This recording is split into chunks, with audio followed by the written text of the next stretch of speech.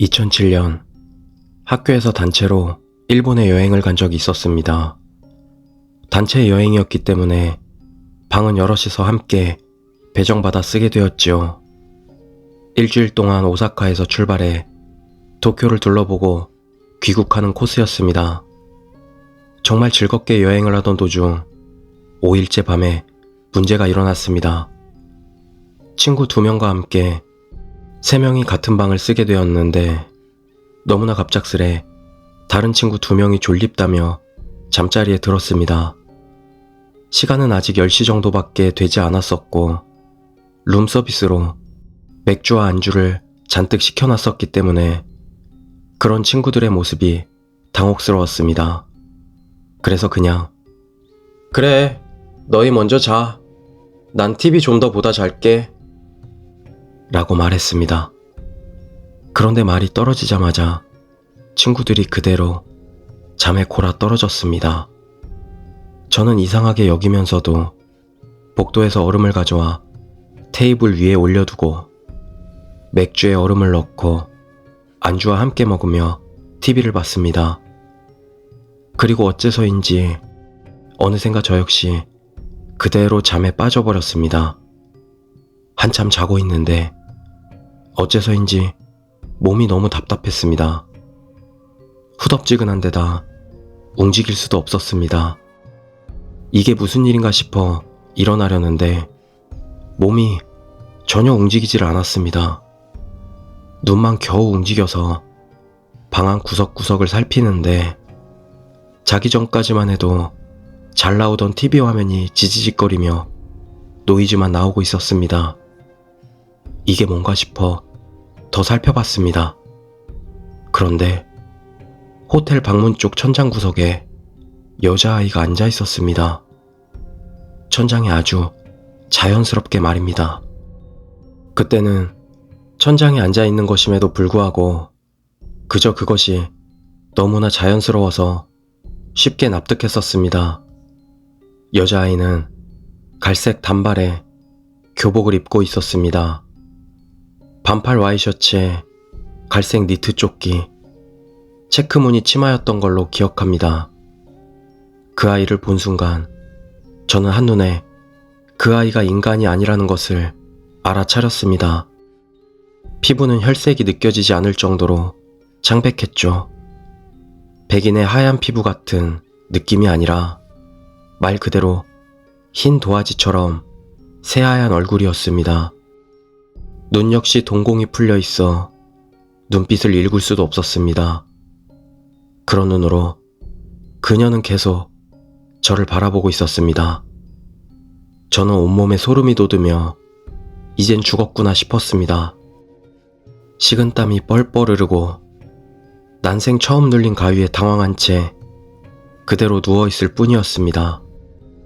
머릿속으로 가위에서 풀려나는 법을 찾아봤지만 마땅한 방법이 없었습니다.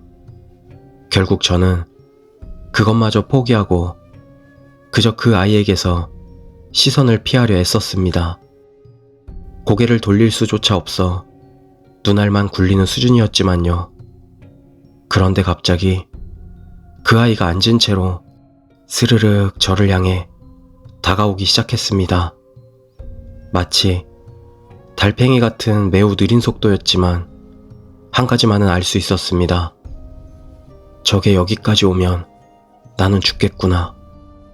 저는 그저 할 수 있는 것도 없이 그것을 바라만 보고 있을 뿐이었습니다. 얼마쯤 시간이 흘렀을까요? 갑자기 눈앞이 깜깜해졌습니다. 아마 제가 정신을 잃었던 것 같습니다.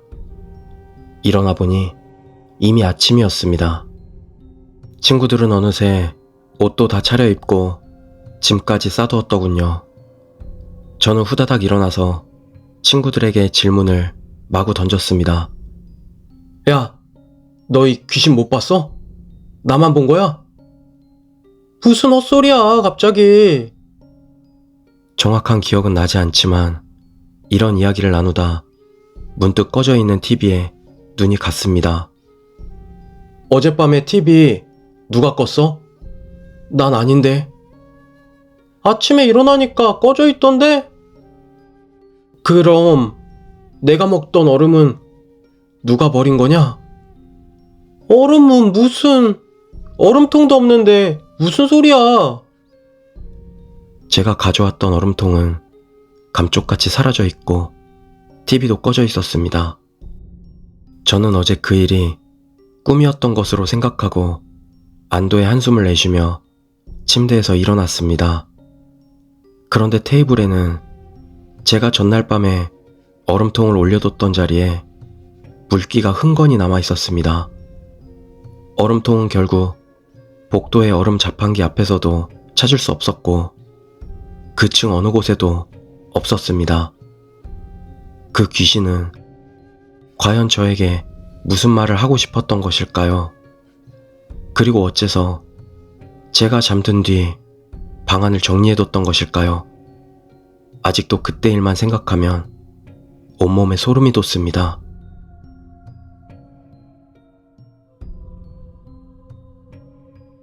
두 번째 이야기, 4명의 조난자.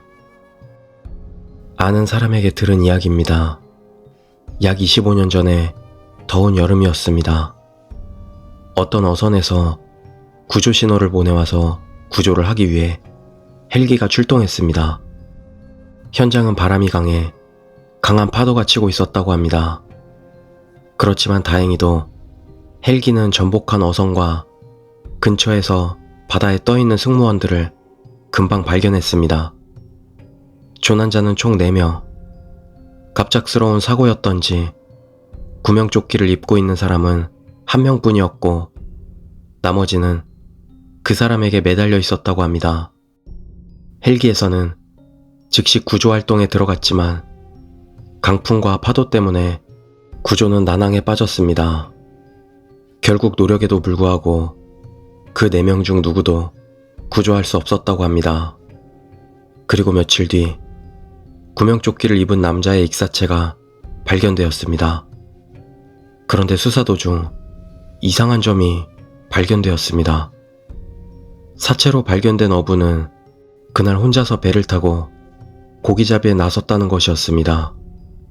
그렇다면 나머지 3사람은 어디에서 왔던 것일까요? 경찰은 혹시 다른 배가 주변에서 조난을 당했던 것이 아닐까 싶어 찾아봤지만 그 시각 주변 해역에는 그 배 한 척뿐이었습니다. 또한 행방불명이나 조난 신고도 들어온 사항이 없었습니다. 도대체 구조대가 보았던 나머지 3사람은 누구였을까요? 어쩌면 그 3사람은 가라앉지 않기 위해 구명조끼를 잡고 있던 것이 아니라 어부를 바다 밑바닥으로 끌어당기려고 했던 것일지도 모릅니다.